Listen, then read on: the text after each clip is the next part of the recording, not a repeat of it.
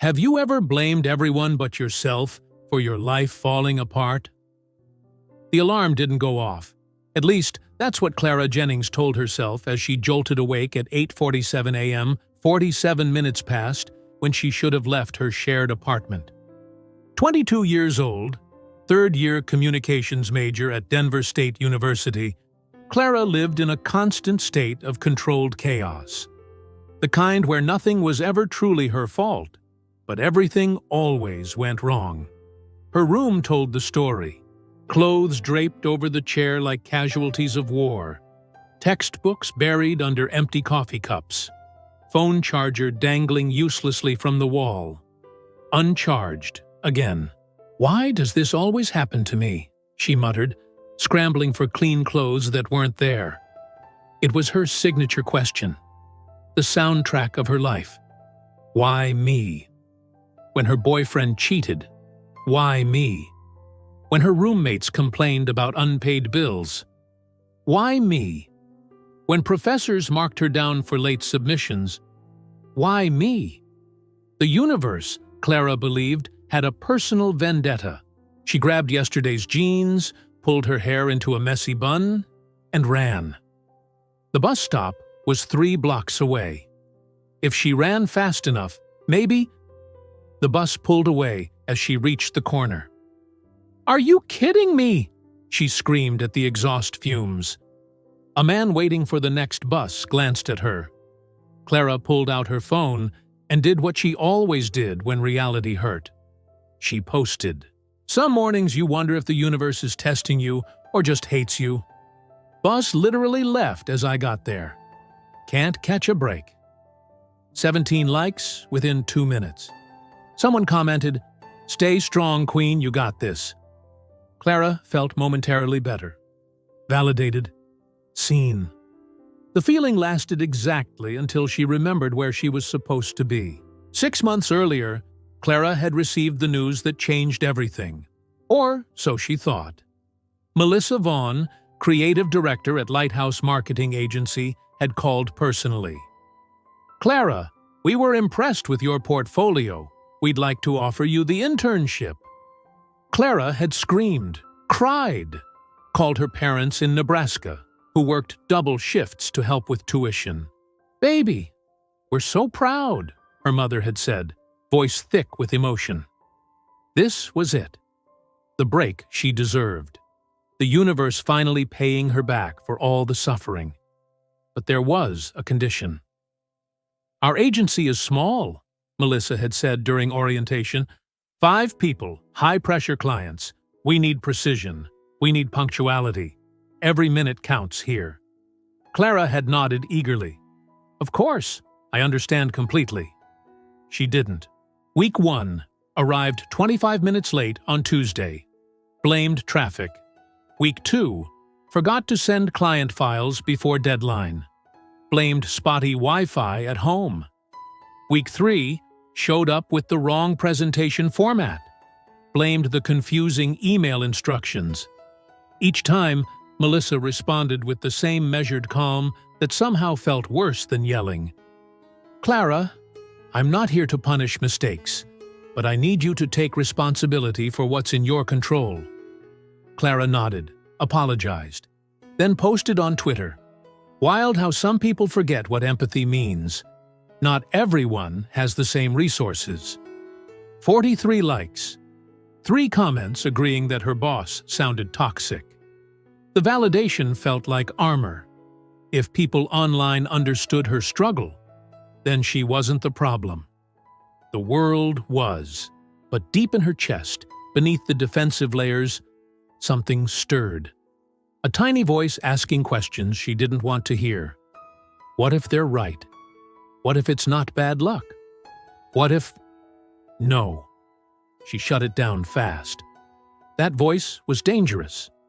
That voice meant looking in mirrors she'd spent years avoiding. The call came on a Sunday evening. "Clara, it's Melissa. Do you have a moment?" Her stomach dropped. Sunday calls were never good. "Tomorrow morning, we're presenting the Riverside campaign to the client. It's our biggest account this quarter. I need you here at 8 a.m. sharp with the final deck loaded and ready. Can I count on you?"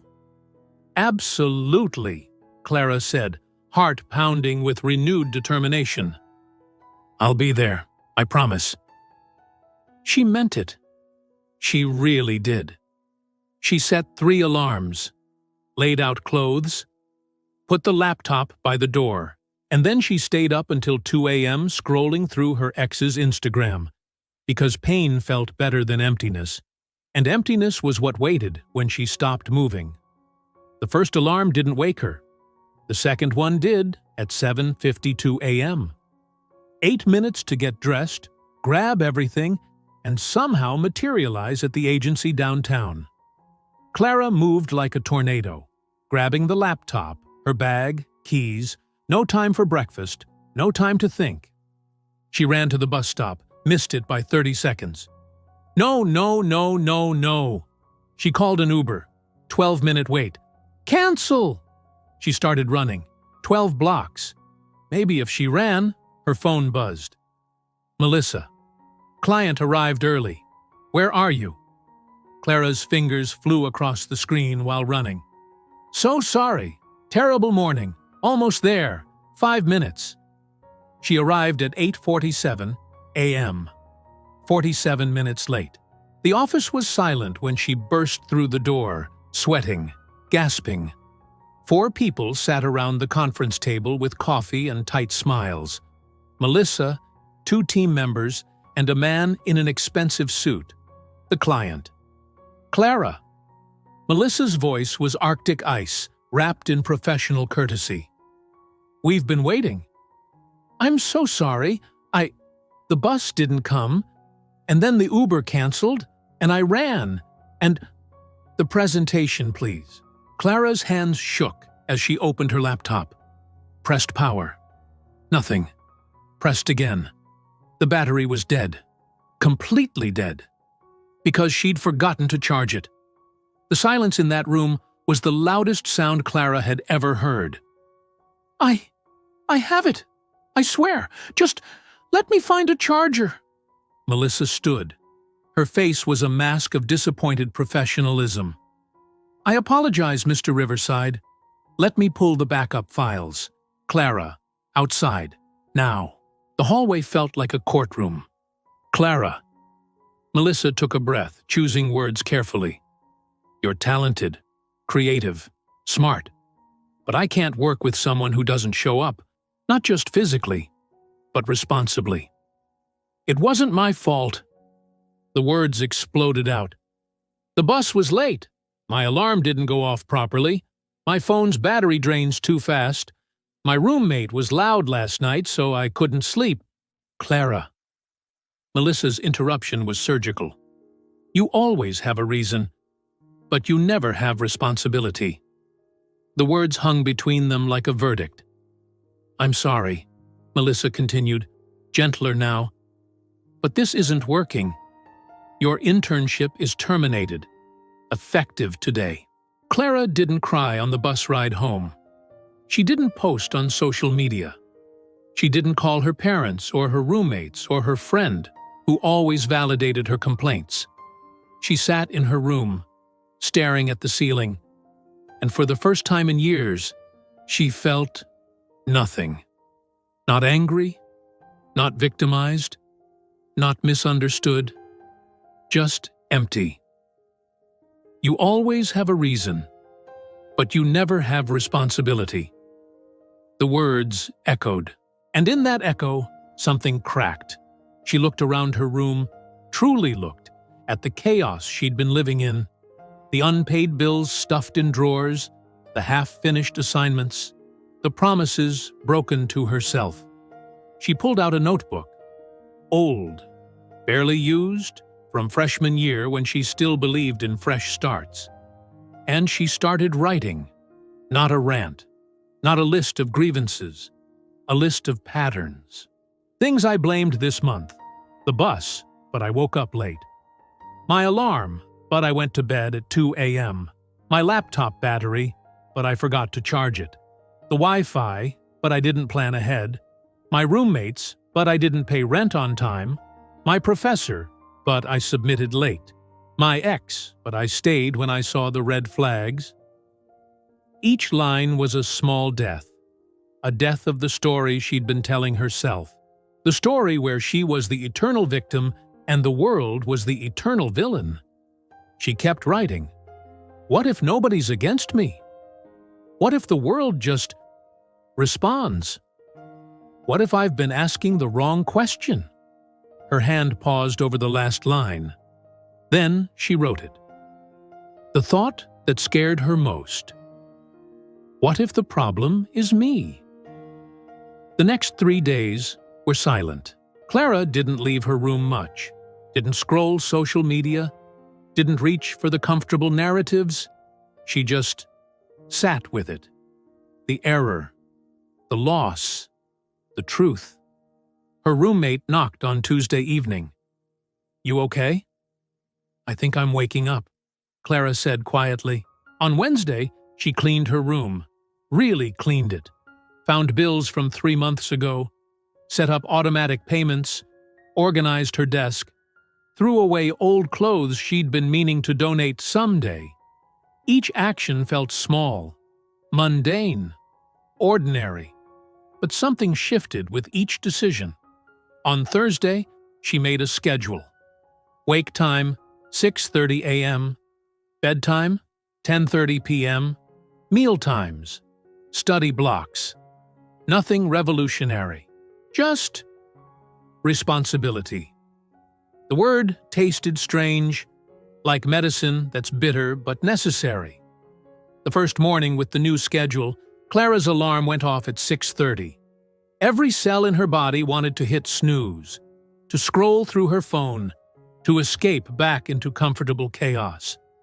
She got up anyway, made her bed. Small thing. Stupid thing, maybe. But when she came back that evening, the made bed felt like a promise kept. The second day was harder. Old habits screamed for attention. Why are you doing this? Just relax. You deserve a break. You've been through so much. The victim story called like a siren song. Clara recognized the voice now, had heard it her whole life. Disguised as self-compassion, it was actually self-sabotage. She made her bed anyway, showed up to class on time, responded to emails promptly. By day 5, something unexpected happened. Her roommate Sarah noticed. You seem different. Calmer? Clara smiled. I'm just tired of my own excuses. That's weirdly mature, Sarah laughed. What happened to the Clara who blamed the universe for everything? She lost something important, Clara said quietly, and it finally woke her up. Weeks passed. Clara didn't post on social media about her transformation, didn't perform her growth for likes and validation. She just kept practicing. Some days were good. Some days she slipped. Woke up late. Forgot things.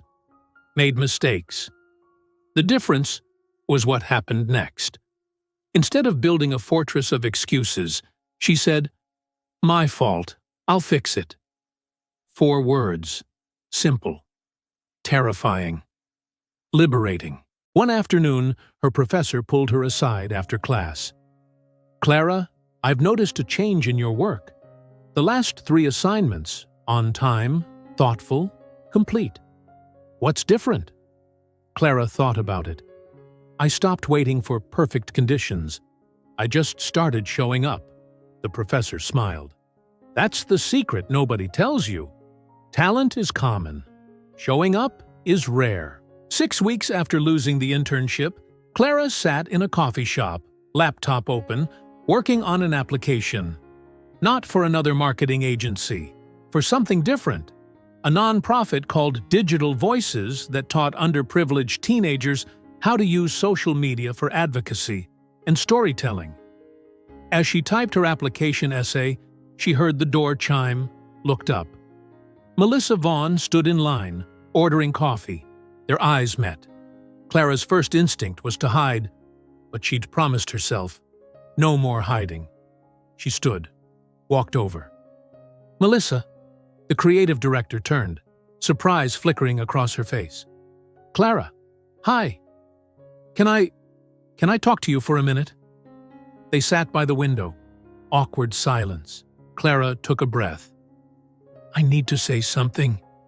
When you fired me, I was devastated. Angry.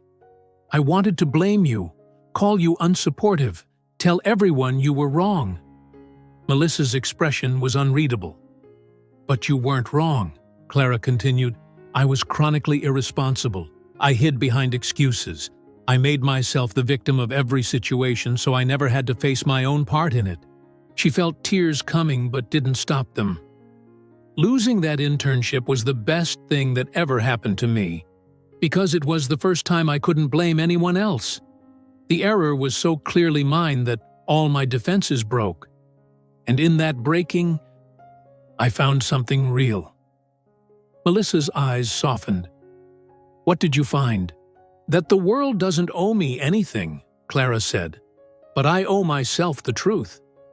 And the truth is, I'm not a victim of my circumstances. I'm a participant. Silence. Then Melissa smiled, genuinely smiled, for the first time Clara had ever seen. You know what's funny? Melissa said. When I hired you, I saw so much potential. But I also saw someone drowning in their own narrative. I hoped you'd wake up. I just didn't think it would happen this way. Neither did I, Clara laughed through tears. What are you working on? Melissa nodded at the laptop. Clara explained the nonprofit application. Melissa listened, then said something unexpected. They'd be lucky to have you. The Clara sitting in front of me now, she's the one I hoped would show up to work. She finally has. 3 months later, Clara got the position at Digital Voices. Her first day, she arrived 20 minutes early. The program coordinator, Marcus, showed her around. You'll be working with 12 teenagers, ages 15-17. They're bright, but many of them have been through difficult circumstances. Foster care, poverty, unstable homes. I understand, Clara said, thinking of her own journey. The first workshop was chaotic. Kids on phones, dismissive energy, one girl, Jasmine, who sat in the back with her hood up, radiating "don't talk to me" energy. Clara knew that posture, had lived in it. Halfway through the session, Jasmine raised her hand. This is pointless. None of this matters. The system's rigged anyway. What's the point of trying? Other kids nodded. Clara could have given them a motivational speech, could have said all the right things about perseverance and hope. Instead, she told them the truth. 3 months ago, I lost the best opportunity of my life because I was late. Again. And unprepared. Again. The room got quiet. I blamed everything. My alarm, the bus, the universe. I had a million excuses and zero responsibility. And you know what that got me? Fired. Humiliated. Empty. Jasmine's hood came down slightly. I'm not going to tell you the world is fair, Clara continued. It's not. Some of you have been dealt harder hands than I can imagine. That's real. That's true. She paused. But I'm also not going to let you use that as a reason to quit on yourselves. Because here's what I learned the hard way.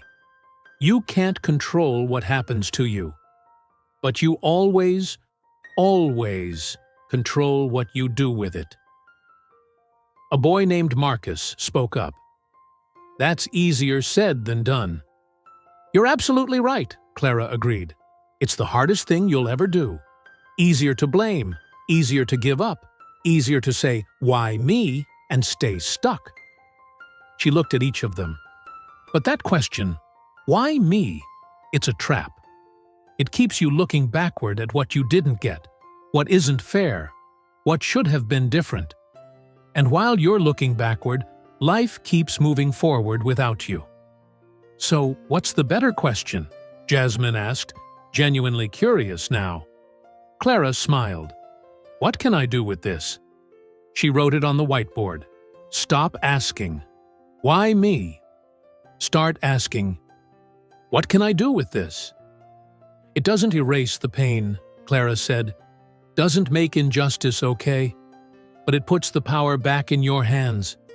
And that power, that tiny shift in one question, that's where freedom starts. The room was silent. Then Jasmine pulled out her phone and took a picture of the board. I need to remember this, she said quietly. That evening, Clara walked home as the sun set over Denver. Her phone buzzed, a text from her mother. How was the first day, sweetheart? Clara smiled and typed, I think I'm exactly where I'm supposed to be. She passed a bus stop, the same one where she'd missed the bus months ago, where she'd screamed at the universe. Now it just looked like a bus stop. The universe hadn't changed. The buses still ran on their schedule. But Clara had changed. And in that change, everything else transformed too. She thought about that morning at Lighthouse Marketing. The laptop that wouldn't turn on. The client waiting. Melissa's face. That error, that spectacular, undeniable failure, had been her greatest teacher. Not because it taught her to be perfect, but because it taught her to be accountable. And in accountability, she found something the victim story never gave her. Freedom. Real, terrifying, beautiful freedom. The freedom to fail and own it. The freedom to struggle without performing it. The freedom to change because she chose to, not because the universe finally decided to cut her a break. She walked into her apartment, made dinner, did her laundry. Simple, ordinary, responsible things. Each one a quiet rebellion against the old story. Each one a brick in a new foundation. And somewhere in the ordinary magic of showing up, Clara Jennings discovered the truth that no motivational quote had ever captured. The world doesn't change when you demand it be different. It changes when you stop asking, why me, and start asking, what now? And in that shift, that sacred simple shift, lies all the power you've been looking for in everyone else's hands. Clara didn't need a miracle. She didn't need perfect conditions or cosmic permission or the universe to finally be on her side. She needed to lose something. She wanted to find something she'd lost. The understanding that responsibility isn't burden, it's freedom. That accountability isn't weakness, it's power. That the moment you stop being a victim of your story is the moment you become the author of your life. The error didn't punish her, it freed her. And that freedom, uncomfortable, honest, real, was worth every moment of the comfortable lie she'd been living. The question isn't, why me? The question is, what will I do with this? And in that question lies the difference between staying stuck and finally moving forward. Clara's story reminds us that the most powerful transformations don't come from the world finally being fair. They come from changing one simple question. When you stop asking, why me, and start asking, what can I do with this? You reclaim the power you've been giving away to circumstance. What excuse are you still holding onto that's keeping you stuck? Which area of your life needs you to stop being the victim and start being the author? If this story hit home, type responsibility in the comments. Share what city you're watching from. Your journey might inspire someone else. Subscribe and hit the bell, because every week I share stories that shift how you see yourself and your struggles. And remember, your transformation is waiting on the other side of that one brave question.